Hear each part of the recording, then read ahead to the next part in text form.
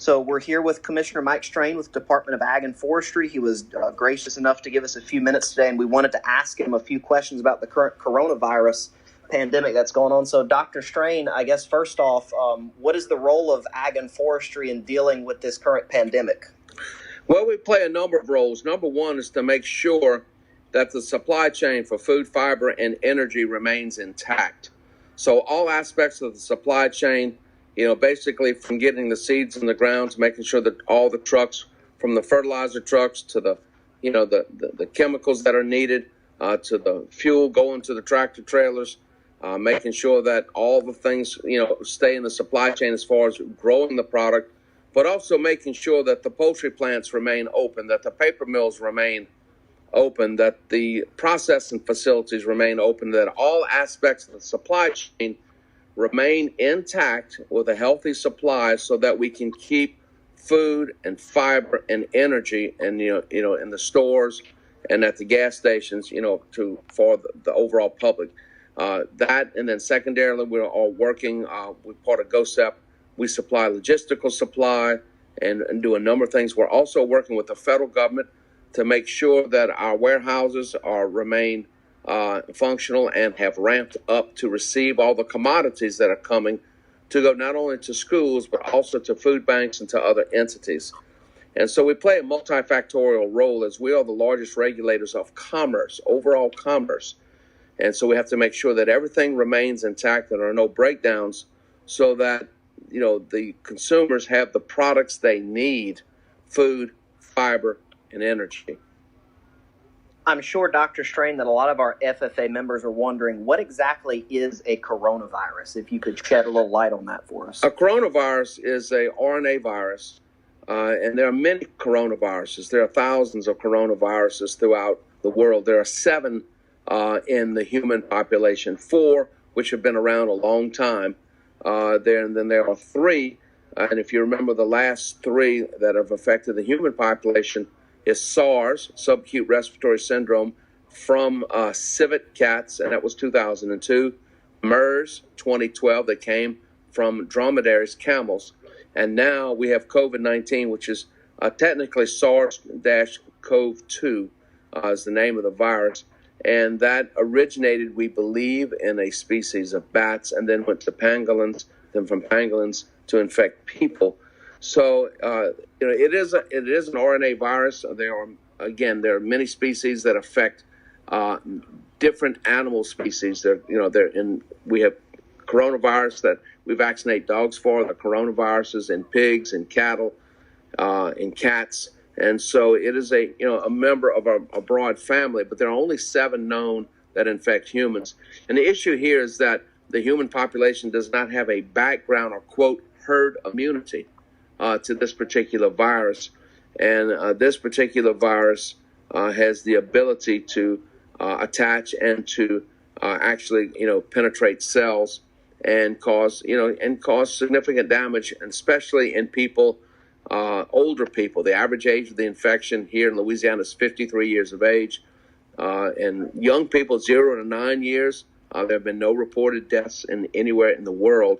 It predominantly affects people in the older stages of life. Severe illness really, and it starts around 50, but at 60, it starts ramping up. And for every 10 years, the severe consequences basically double. It's most prevalent to be a problem in our older population, 80 and older. Is there a specific reason why we think that this particular virus originated in the area of China that it came from? Yes, because we know that's where the first cases were. And so just like SARS and MERS, we know that this started in and around Wuhan. There was a market that was the epicenter. And so by doing epidemiology, we can look at the number of cases. And for whatever reason, it started there, whereas SARS began in a remote area of China. And what happened, there was a physician there that was treating patients in China in that remote village. And then he came back and was working in the hospital in Hong Kong. And it transmitted to patients that had come into the hospital. From there, it spread to the world. With MERS, it started off in a very remote area and from a camel. So we have the ability, by doing traceback and proper scientific, what we call epidemiology, we can calculate where it came from and how long it's been. We know this is a new virus, because there are only 7 basic differences in the viruses as far as you look at their genetic makeup. There are 2 distinct varieties of this virus, but only 7 changes in its genetics, which tells us that it is a relatively new virus. It is not an ancient virus that is just resurfacing. So for our FFA members who are at home out of school right now, what are some things that you would recommend that they do, that their families do, that our communities do to minimize the effects of this virus and try to contain it? The main thing is social distancing. Stay home. Don't go out and commingle with people. We're recommending, especially our elderly, do not go unless you have to, unless you have to go to the physician, or if you have to go to the drugstore, if you have to go to the grocery store. And really, our young people would do better to go to the grocery for the older people and then bring the products back. And again, minimize social contact. So, we talk about social distancing between each other at 6 to 10 feet, especially if someone in that household or community is not feeling well. But, don't go to the mall, then go see grandma. Don't do that, and really, talk to your grandparents on the phone or FaceTime or whatever, but don't be going out into the community and then going to visit them, because we know that we have a variable incubation, 3 to 5 days, but we can see up to 27 days incubation period.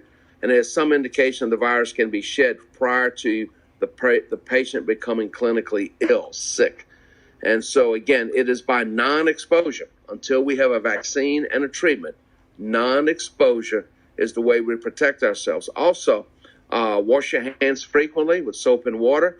And what we say, and you'll understand this, wash your hands like you were eating crawfish. Now you got to put in your contact lenses. 20 seconds, hot soap and water, the best way. Secondly is hand sanitizer. And then after you do that, use a hand lotion to protect your skin and put the oils back into your skin. Don't wash your hands and don't be out and then touching your face, your mouth, your eyes, your nose, those mucous membranes. That's how it's transmitted into the mucous membranes: mouth, eyes, nose. Do we have any indication of what the long-term impact of this pandemic is going to be on the agriculture industry in Louisiana? I think the long-term impact, what you're going to see, I think you're going to see a rise in commodity prices around the world. What's happening, there's disruption in markets. Also, the world is consuming its inventories. We have about a year's worth of food in inventory. And so the world is consuming that. And as we get closer to harvest season, I think there will be a demand, an immediate demand for products, but also a demand to replace those inventories. So I think you're going to see, as we get into the fall and into next year, once we have this under control, I think you're going to see strong economics in the agricultural sector. Well, Dr. Strain, we appreciate your time and for all that you've done for ag education and for our state. And if there's any other advice that you would have for FFA members or ag programs going forward, we always appreciate hearing from you. Thank you. Well, stay safe. Thank you, sir.